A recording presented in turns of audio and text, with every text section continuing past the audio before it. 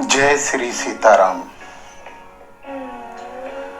जब मर्यादा पुरुषोत्तम श्री राम रावण को उसके प्रथम प्रश्न का उत्तर देकर मौन धारण कर लेते हैं, संपूर्ण वानर दल प्रभु श्री राम की वाणी श्रवण करते करते सम्मोहन के आयाम में समाहित हो चुका था। जो सोच सकते थे वो सोच रहे थे, वाह, ये हैं हमारे पवित्र राम।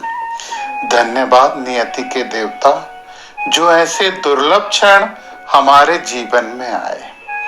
सूर्यवंशी सूर्य के तेज को धारण करके उस तेज को करोड़ों गुना वृद्धि देकर उस ऊर्जा से परिवेश को प्रकाशित करना प्रारंभ कर चुके थे।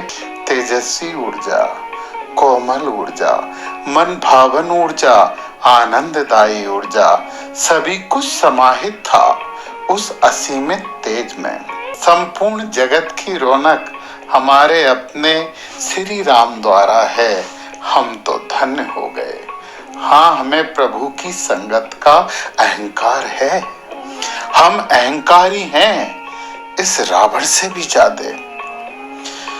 सभी वानर दल के सदस्यों की इतनी मनमोहक सोच विखंडित हो गई जब उन्होंने रावण की लड़खड़ाती पर भारी आवाज सुनी। हे श्री राम, मेरे पास गर्व करने के कई कारण हैं। उन कारणों को किसने जन्म दिया? विकास के साथ साथ विनाश की प्रवृत्तियों का जन्मदाता मेरा मन क्या मेरे अधीन था? यदि नहीं तो कौन है इसका मार्गदर्शक?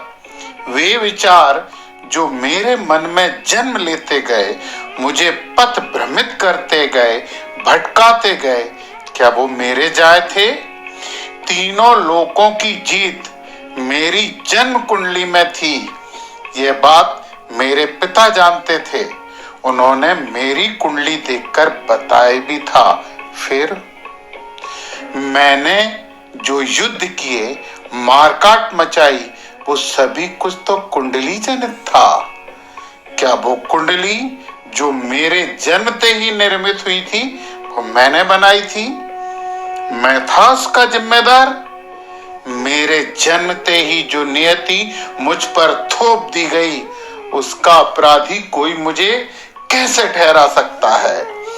यह अमर्यादित है मर्यादा पुरुषोत्तम, यह अमर्यादित है। शांति का साम्राज्य, मौन का शासन, सभी शांत थे।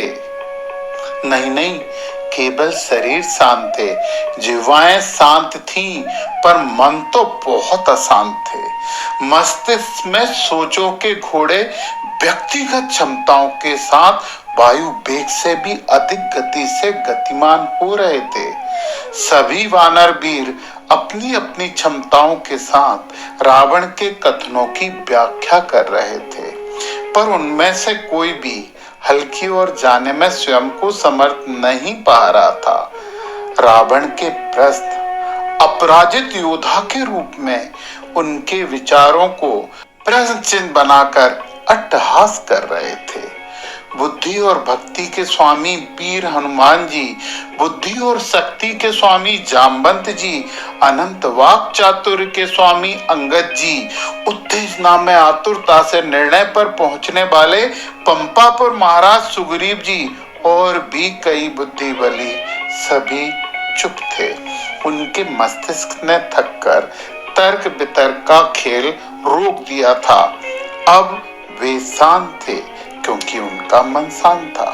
मन इसलिए शांत था कि जो प्रश्न रावण ने किए थे उनका विश्लेषण उनकी सीमा में था ही नहीं। यहाँ एक बात स्पष्ट कर देना अत्यधिक जरूरी है कि समस्याएं तभी तक समस्या रहती हैं जब तक वो हमारे सुलझाने की सीमा में होती हैं, पर जैसे ही वो हमारी सीमा से बाहर हो जाती हैं, फिर हमारे लिए वो समस्याएं रह ही नहीं पाती। मन में एक शांति भाव जागृत हो जाता है और एक आवाज आती है, जो होगा भगवान जाने। जब हम निराशा के आगोश में होते हैं तो ही सच्चे मन से प्रभु को स्मरण करते हैं। शायद ये मृत्यु लोक का सर्वाधिक सिद्ध होने वाला सच है।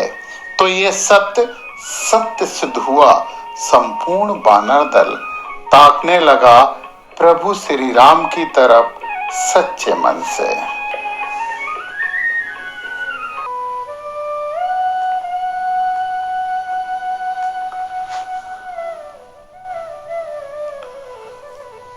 अब मर्यादा पुरुषोत्तम के मुख पर विराजित मुस्कान और गहरी हो गई थी। सभी योद्धाओं को ये मुस्कान बहुत मन भावन लगी, ऐसी कि जैसे गर्म तवे पर पानी की बौछार से ठंडक का अभ्युदय हुआ हो, परंतु मानसिक बेचैनी कम नहीं हुई मानविक कमजोरी के जैसे। प्रभु के अमृत शब्दों को सुनने को बेचैन कानों में अमृत की बूंदें समाहित होने लगी जब प्रभु श्री राम ने बोलना आरंभ किया। हे महाज्ञानी लंकापति, स्वयं पर गर्व करने के कई कारण नहीं होते, सिर्फ एक कारण होता है और वो है अज्ञान। पर तुम तो महाज्ञानी हो, ऐसा तुम समझते हो, तो तुम्हारी विदाई की बेला में तुम्हें एक बात निश्चित कर लेना चाहिए कि तुम ज्ञानी हो या अज्ञानी। यदि ज्ञानी होते तो तुम्हारे पास गर्व करने का कोई कारण नहीं होता, पर तुम्हें स्वयं पर गर्व है। ये तो यथार्थ है, तो अज्ञान भी तुम्हारा ही यथार्थ है। तुम चारों वेदों के ज्ञाता हो, पर सिर्फ ज्ञाता हो अर्थात जानते हो, इसे ज्ञान कहना तो सरासर अनुचित है। हे गर्वीले योद्धा, गर्व को घमंड के रूप में अपनाकर तुमने स्वयं के ज्ञान का हरण तो सीता हरण से बहुत पहले ही कर लिया था, क्योंकि सूर्यवंशी राजा दशरथ की पुत्र वधू का अपहरण किसी महाज्ञानी का ही कृत्य हो सकता है। तुम्हें ये पता ही नहीं था कि तुम्हारा ये कृत्य कितना बड़ा दुष्कृत्य होगा। नहीं सोचा था ना तुमने कि इसकी सजा तुम्हारे साथ तुम्हारे वंश को भी भुगतनी होगी।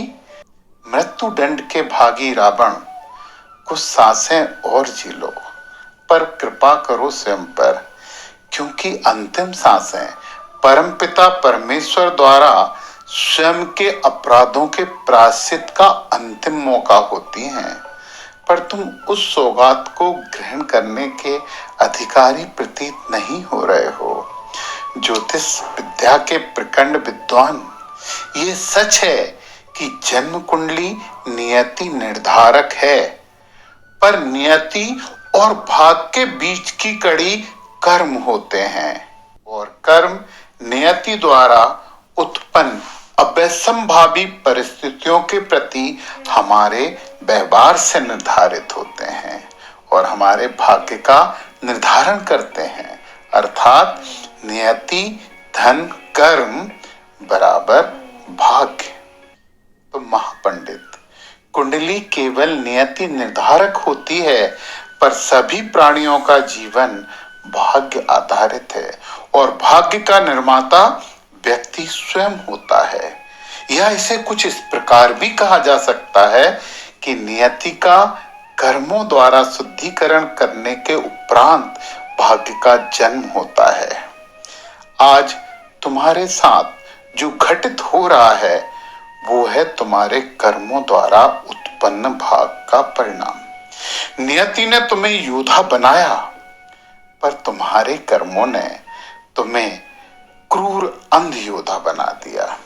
ये भी अटल सत्य है कि कुंडली किसी के भी जीवन की दिशा निर्धारित करती है, पर व्यक्ति के कर्मों पर निर्भर रहता है कि वो उस दिशा में किस प्रकार की गतिविधियों द्वारा अग्रसर हो रहा है। तुम्हारे पिता ने तुम्हारी कुंडली देखकर यही कहा था ना कि बालक वीर होगा। पर रावण, स्मरित करो स्वयं की वीरता। तुमने ऋषि कन्याओं का अपहरण किया, अशक्तों का वध किया, कमजोरों को सताया। कहने का तात्पर्य यह है कि अपने बाहुबल का संपूर्ण दुरुपयोग किया, फलस्वरूप नियति निर्धारक योद्धा भीरु योद्धत्व का शिकार होता गया, कुकर्मी योद्धा बन गया। नियति तो योद्धा बनने की थी, पर तुम्हारे कुकर्मों ने, तुम्हारे व्यवहार ने उस योद्धा का भाग्य भीरुता की ओर मोड़कर एक आंखों वाले अंधे योद्धा का निर्माण कर दिया। क्या अब भी तुम मुझे मर्यादा और अमर्यादा के तराजू में तोलकर स्वयं के दोषों पर पर्दा डालने का कृत्य जारी रखोगे? संपूर्ण वानर दल शांत था, संतुष्ट भी शायद, क्योंकि बुद्धि के अवतार पवन पुत्र सोच रहे थे कि प्रभु श्री राम, आपने तो इस सेवक का व्यवहार भी निर्धारित किया था, जिससे मेरे कर्म आपकी भक्ति की ओर प्रवृत्त हुए। अब तो मुझे भी अपने स्वयं के भाग से ईर्ष्या सी होने लगी है। बोलो पवन पुत्र हनुमान की जय। हनुमान महाराज अपनी सुखद सोच के आनंद रस में डूबे हुए थे कि एकाएक रावण की आवाज ने उन्हें मन से बाहर युद्ध भूमि में पुनः प्रवेश दिला दिया, जिसके लिए वो बिल्कुल भी उत्सुक नहीं थे। रावण बोला, हे श्री राम, तराजू सभी कुछ तौलता है, स्वर्ण की तौल भी तराजू से होती है, संध्याएं भी तराजू से ही तौली जाती हैं। मैं आपका आभार प्रकट करता हूं, जो आपने मुझे नियति, व्यवहार, कर्म और भाग्य के आपसी संबंध दर्शाए। पर क्या ताड़का अर्थात महिला को मारना क्षत्रिय धर्म था? क्या बाली को छुपकर मारना भी मर्यादित व्यवहार की श्रेणियों में आता है? राम, रावण के प्रश्नों का उत्तर हम और आप प्राप्त करेंगे मर्यादा पुरुषोत्तम श्री राम के द्वारा अगले सोपान में। उसका जितना आपको इंतजार है उतना मुझे भी है, तो करेंगे अमृतपान प्रभु श्री राम की वाणी का तीसरे सोपान में। जय श्री सीताराम।